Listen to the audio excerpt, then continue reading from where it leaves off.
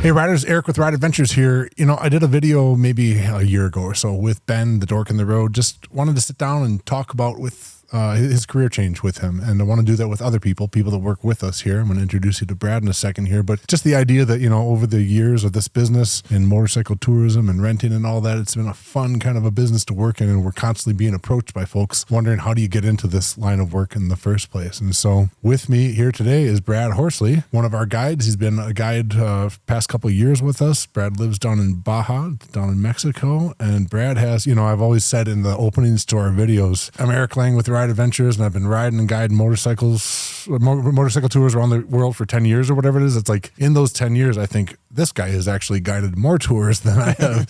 So you got an interesting perspective to hear from about, you know, what it's like in this line of work. And also, how did you get into this in the first place, Brad? It's like I know you started guiding off-bike tours. You were doing other types of guiding work, right? Mm-hmm, that's correct, yeah. Alaska, Hummer tours. I started in Alaska river guiding. Where were you from originally?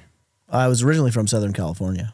Oh, I thought it was Southern Oregon. Okay. Yeah, well, I did. I was born in Southern California, moved to Southern Oregon when I was 12. So, Alaska. Well, I mean, what it all boiled down to for me is in college. I finished high school, went to college. I was in college in Albany, Oregon in 1998 in an accounting class. I'm not good at math. Can't even spell the word math. I was sitting in that class. There are three types of people in the world: those who are good at math and those who are not. Yeah, well, I'm not. So I was in this accounting class, and I thought, well, I'm going to do some accounting of my own. And I just started trying to figure out, like, get a general idea of like how much time in my life I'd spent up till that point, either sleeping or in a classroom. And the number that I came up with sort of, you know, shocked me. I thought to myself, up till now, you know, I'm 18 years old, 65% of my life, essentially, I haven't been outside experiencing the world. So I made a decision right then and there. I was like, I'm done. I want to go somewhere where I won't be inside a room, and I want to do a job that's going to allow me to experience the outdoors and something that's fun. And so that was it. I made the decision then, just quit school. And, you know, by the time I got organized, it was just about a year later that I'd landed a job in Juneau, Alaska for a company that does whitewater rafting tours. And they said, we'll give you a place to live. We'll train you on how to do it. I'd never been rafting in my life. And I knew that Alaska offered very little potential to be inside of a room, because per square mile, there's fewer rooms in Alaska than any state in the United States. So I was like, that's it. I'm out. So I went to Alaska, became a river guide, and like out of the blue, like you'd never been to Alaska before. No, and just went up cold. And no, I went there. Oh, you did had that. No, I went there with the idea that there was no one there and no rooms. I was just like, I'm gonna be outside. I'm gonna experience rain and cold and weather, and I was like, I want it. I want it all. So that was it. I went and that's what set me in motion in guiding. And that was rafting, pure rafting for what is ultimately a pretty short season. Speculate for the summer. You know, it was summertime. I came back after that summer. As you get into seasonal work, I, you know, obviously was already a snowboarder. So I went to work in the ski and snowboard industry in the winter, and I just got into that routine for years of guiding in the summer, saving money so I can snowboard all winter and then spend all the money and then go back somewhere in the summer and guide again. And so that's what really got me into tourism. That's what led to my tourism decision. And no time in a classroom, no time doing math other than maybe some basics. Counting my tips. Yeah, there you go. Nice. But again, that was rafting back and forth, and then snowboard for the off season, and then how did the Hummer tours Well, that was after a number of years. You know, I'd spent quite a few years at that point being a guide, and a guide in Alaska, and mostly whitewater rafting. It's to run lots and lots of rivers up there. But I had at that point felt I understood the flow of tourism through Alaska. And that's mainly the large cruise ship companies that have people moving the bulk of people through Alaska. So I thought, well, I understand what's going on here. I see how to do this. You know, what I need to do is create a product that I can plug in to that river, as you could say, of people flowing through Alaska. And in order to do that, you got to get a contract with one of the cruise ship companies, a tour supplier agreement, so to say. And that's what I did. I created this small off-roading, you know, sightseeing tour. I bought a 1987 military Humvee, tore it apart, welded in a bunch of seats. So I had 10 seating for 10 people. And then I offered a short tour that went out of Fairbanks, just north of Fairbanks, kind of out in the Forest Service roads and through the mud and looking for moose and views of Mount McKinley, taking people to the pipeline, and, you know, a very simple type of tour, not super adventurous, but it worked well. I did that for just about 10 years. And that's when motorcycles sort of started to overshadow everything. Previous to then, you'd had a dirt bike or two or something like that. You'd ridden a little bit. Yeah, up to that point, I did very little riding. It wasn't till I met a buddy down in Baja when I was down there visiting that he had returned from a big motorcycle ride, and he had gotten a job as a tour guide, as a motorcycle tour guide, and he knew I was a tour guide, so he was like, "Hey, you have any interest in this? I could use someone to drive my support vehicle." That was my entrance to that. And I thought, well, yeah, that's what I do, you know, and I looked at that and I thought, well, I'll come on as a support driver, but, you know, I'm a lead guide. I've been a lead guide all those years. You know, I've trained guides in a lot of different situations, different, you know, avenues of tourism, whether it's rafting or driving an off-road vehicle, or I also drove off-road vehicles in Joshua Tree. That's what led me up to Alaska to do it. But so I thought, yeah, let's do this. You know, I'm a guide. I know how to do that job. So from here, all I got to do is figure out how to ride a motorcycle, and then we're good to go. Let's set that sort of in motion. And it is just like riding a bike.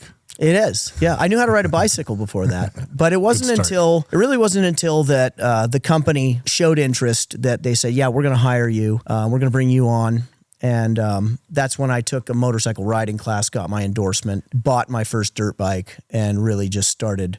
You know, I started in Alaska just riding as much as I could right from my house, you know, riding the Alaska pipeline goes all the way through the state. There's an access road that goes right along it the whole way. It's not accessible everywhere by car, but I was burning up and down that, and I was riding a lot of four-wheeler trails, and it was my introduction to riding a dirt bike was an XR 650L, riding on just nasty, rutted, wet roots, four-wheeler trails, and just falling down every 5 feet trying to figure it out, you know. And wet roots are pretty slick.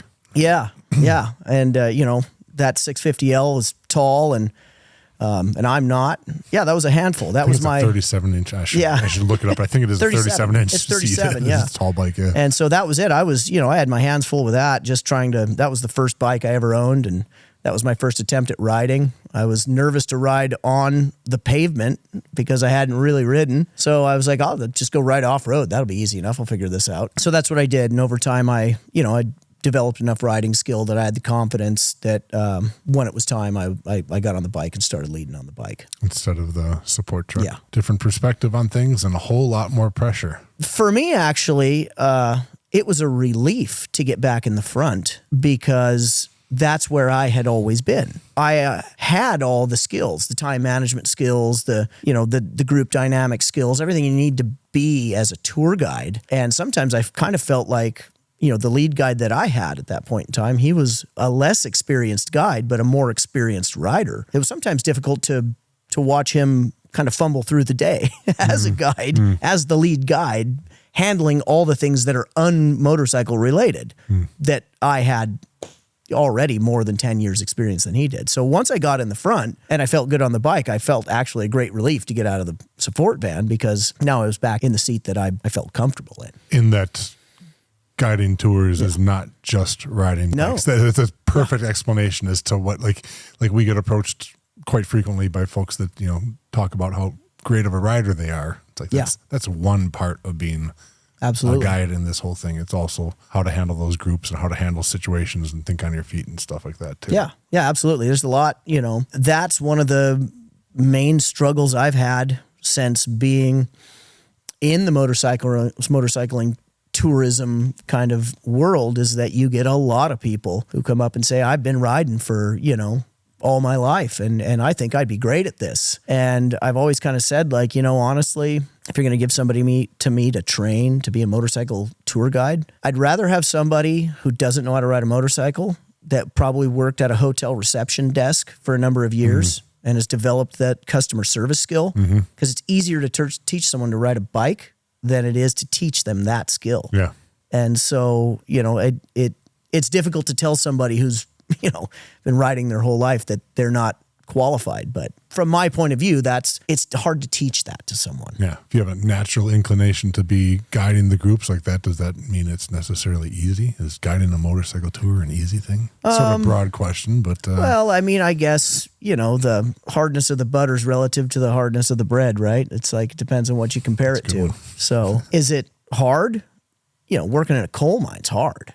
I've never done that, but laying cement, that's hard. Is it stressful at times? Sure. Especially if, weather comes in and people get super nervous of riding in different types of weather. And then I become stressful that these people, not only their experience is now waning because that's not the experience they want, but also they're concerned for their safety. And I'm concerned for their safety. So those are the times when it's hard to kind of juggle that aspect of, hey, we're all still having a good time. This is unfortunate that we have weather, and keeping the group kind of cohesive in that zone of vacation and it not becoming some like endeavor that they need to overcome. And, so that's the hard part, but the rest of it, it's logistically kind of difficult and there's a lot of moving parts and people are all different. So you have to cater to certain aspects of that, but I'm not working that hard. I'm not breaking my back.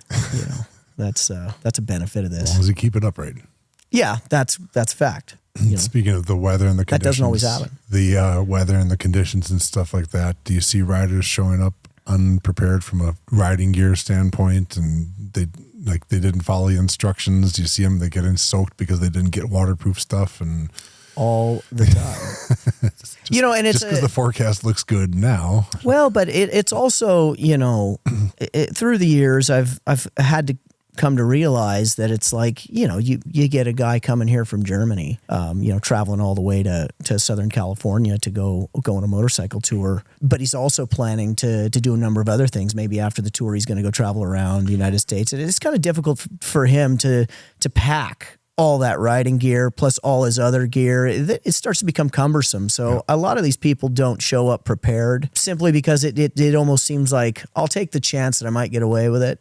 But they're not unprepared because they're uninformed or naive to it. They're just like, man, I'd love to bring my Gore-Tex riding gear, but I need a whole other luggage for that. You have to lug all that around and figure out what you're going to store it, where you're going to store it. Yeah.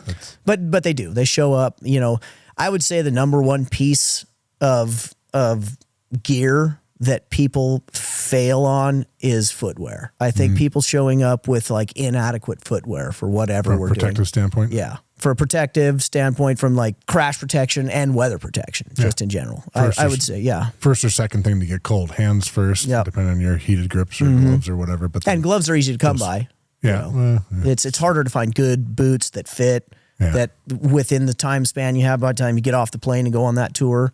Boots are hard to round up. Yeah, a lot of folks we encourage actually to fly, and they naturally do with their boots on. Fly with the boots on, because another way is maybe they've got the right boots, but if they pack them in their luggage and the luggage gets misrouted through whatever city or whatever, if you're showing up 12 hours before the ride and the tour starts, finding a replacement pair of boots. Yeah, it's impossible. Depending on what town you're in or whatever, it just...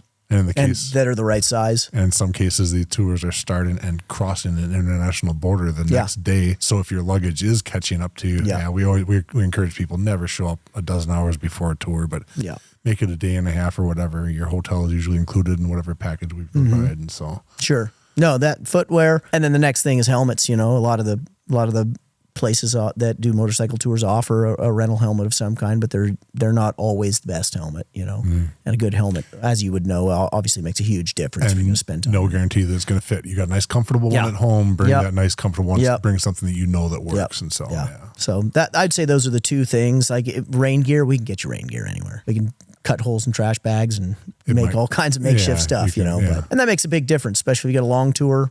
It's 10 days or more, 10 days, in a helmet with not much sun protection, not much wind protection. You get some pretty sunburned and lip chapped people. Cold, shivering. All that stuff. I've admittedly been Mr. Krabby Pants on a couple of tours. Or maybe I forgot to zip something up or whatever, and I didn't realize I was getting soaked, That first couple of bits of water start to make their way in there, and you don't notice much about it. But it's a half an hour later when it's fully permeated the inside of your suit, and you didn't zip up, and now you're cold. And and Mr. Krabby comes out. So I usually get over it. But all this riding, though, and again, I think you've done probably triple the number of guided tours that I've done. Do you have any bad injuries yourself from all this? It's kind of a high risk kind of a job. No, not any long lasting injuries from crashing. That's happened from time to time, not on pavement. I've never personally had any crashes on pavement, but I've certainly, on some of the off-road sections gone down here and there, and that tends to happen. I'm over that before the end of the tour. I've never had any bad injuries in that sense. But what I will say, just over the years of riding, I've certainly noticed pounding down the road that, maybe my lower back doesn't feel quite as good as it used to. Just, bikes with less than adequate suspension don't help. I would say that's probably the number one thing I feel from years of sitting on the bike is, a little lower back. And I will say that, I'm a fan of cruise control because that all day long, all summer long, by the end of the summer, I feel stiff and intense, and there's a dull pain like deep right in there, and it's noticeable. And so it gets more noticeable every year. If you're on the kind of ride that cruise control can be used, but of course, and that's actually one of the questions I had. All this riding, what's more important, the quality of the ride or the total number of miles being ridden? Well, I think it's always quality of the ride. For some folks, it's a lot more fun to think about. The total miles seems to be like a higher priority for some of the people that contact us. They look at our tour routes wherever they are in the world. And they say, I'm used to doing double that distance. You can see the daily distance, and they're used to doing double that. It's like, wait a second. We're not encouraging you to go to a part of the world to cover miles. We're encouraging you to slow down and remind yourself what you're surrounded by. And absolutely, I've had tons of people, ask me, we're on a tour, like, hey, Brad, how many miles are we going to do today? And I'm like, well, we're going to do 250, 300 miles today. 250, 300. Like, I do that before lunch at home, and it's like, well, great. But did you stop at a bunch of cool places? Did you have a big group of people with you when you did that? Did you take the time to seek out some of the experiences that you are looking to have and getting to them with the motorcycle? That's the difference. Plenty of people burn down the road all day, but that's, in reality, I don't think most people ride motorcycles just because they want to rack up the road miles. There's something on the horizon that they want to go see. Most of the time, a few days in, those people quit asking that question because they all of a sudden realize, maybe I should slow down at home. Maybe I should enjoy a little bit of the other things along the way. Yeah, and they look at itineraries on our website, and they kind of tend to forget that at home you might be doing 500 miles a day or whatever, but that didn't involve any border crossings like we have. So like things that take time, that it's like, trust us when we say that this is the schedule that you should plan on. In general, I think an hour to 2 hours, especially for any of the stuff that we're doing, like in motorcycle tourism, you spend more than 2 hours on the motorcycle, and it's like,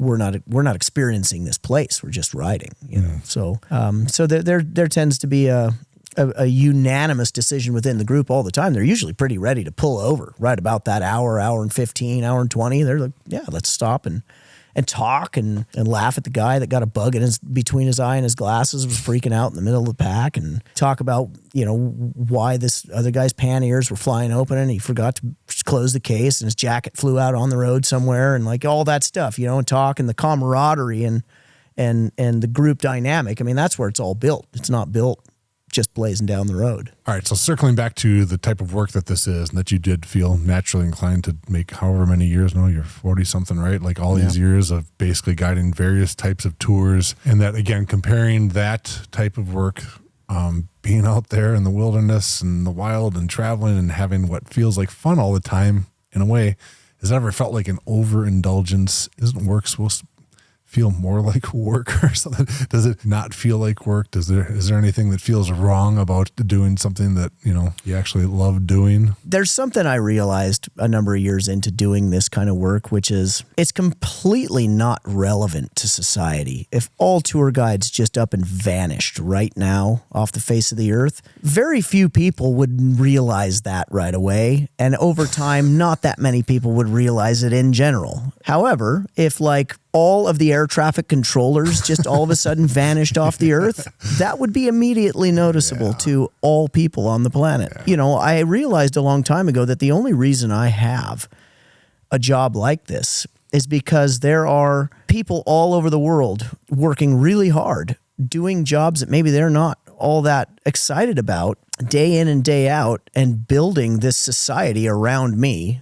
I love paved roads. I like coffee that's made for me. You know, I like the fact that when I flip that switch on my wall, the lights come on. And that means that there's people out there making all that happen. I've kind of figured if there's anything I have that I can contribute to, you know, being a part of productive society, is the fact that those people deserve time off. And if they so choose to take their hard-earned time off and they end up getting me, well, it's my responsibility to make sure that those people enjoy that time, because I really do appreciate the fact that I'm not the one making the world work. And because they do such a good job at making the world work, that there's excess money and excess time for people to go do things. And that's what creates this position that I'm in. So without them, I'm useless, and this wouldn't exist. So I really try to make sure that like those people get what they're hoping to get. And in so doing that, hopefully I've justified this kind of, you know, irrelevant position in society that I have, you know.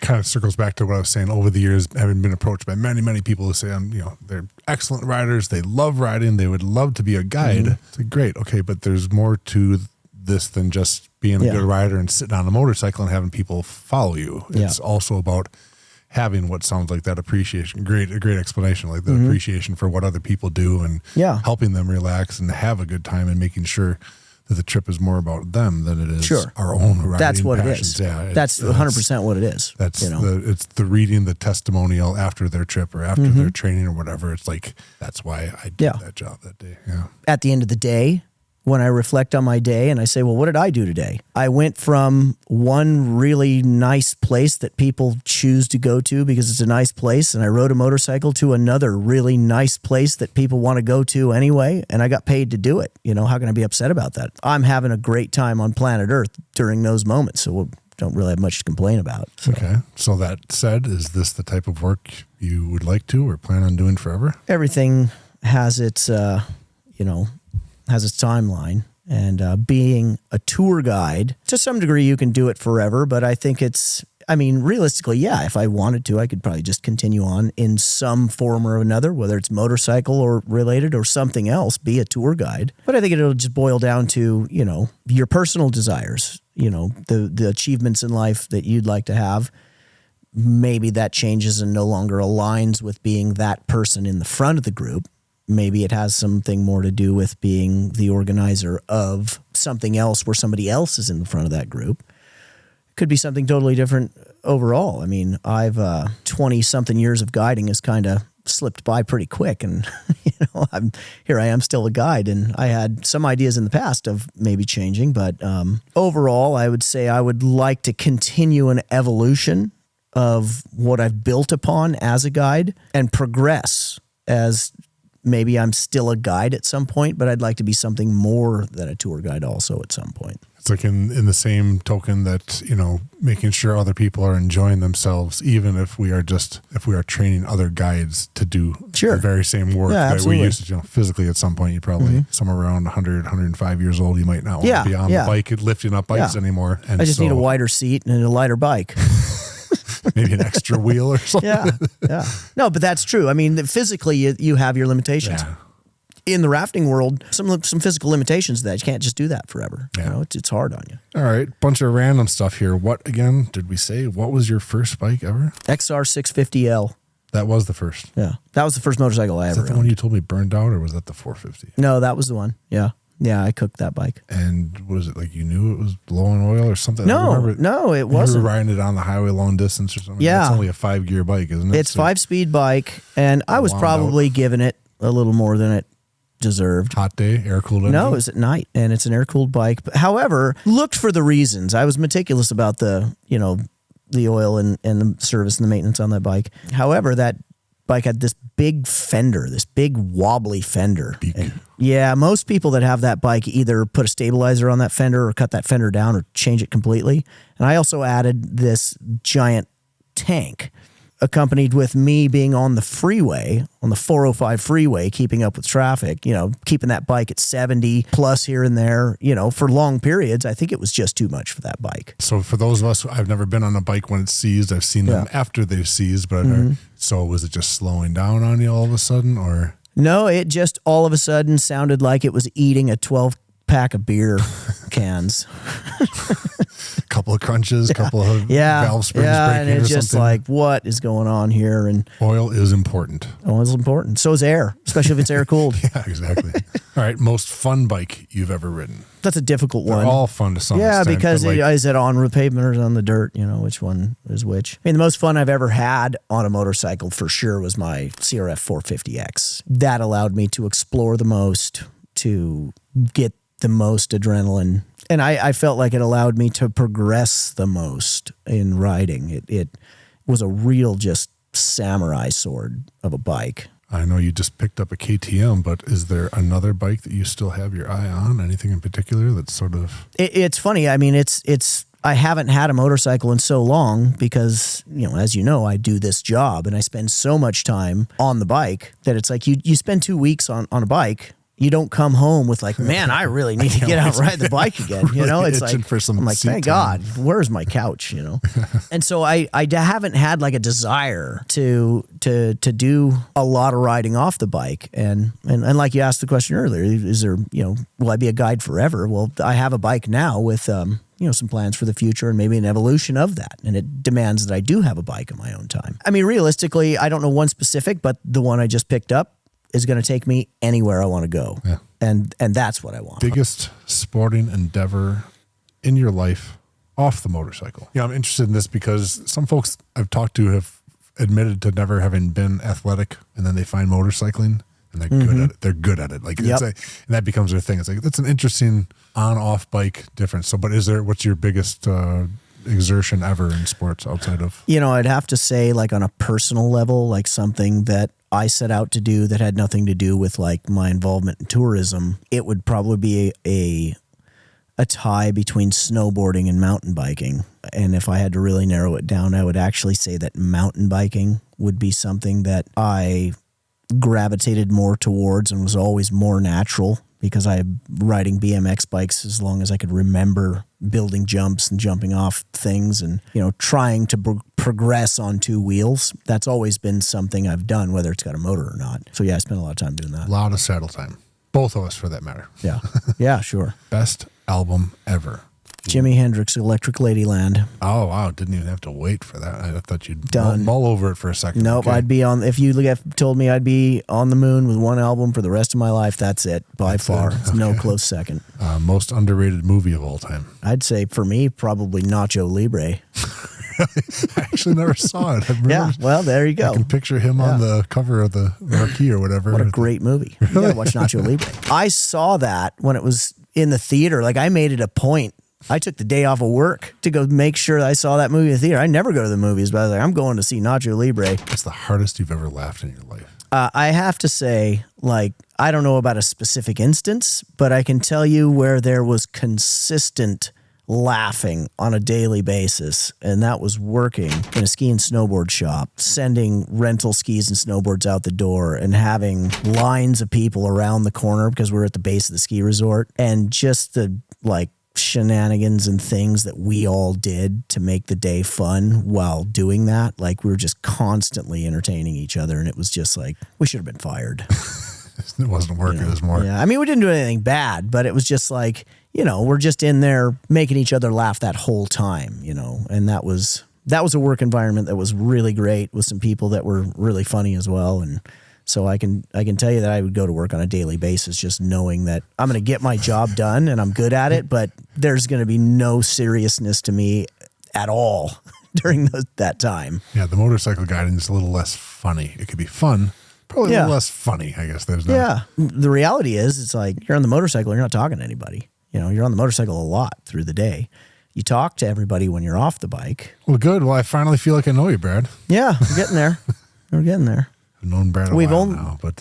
Oh, sorry. I mean, I was going to say, yeah, over the years we've worked together. This time, and when I first was hired by you, they're the only times we've been together in person, Anything you want to share that I didn't ask you?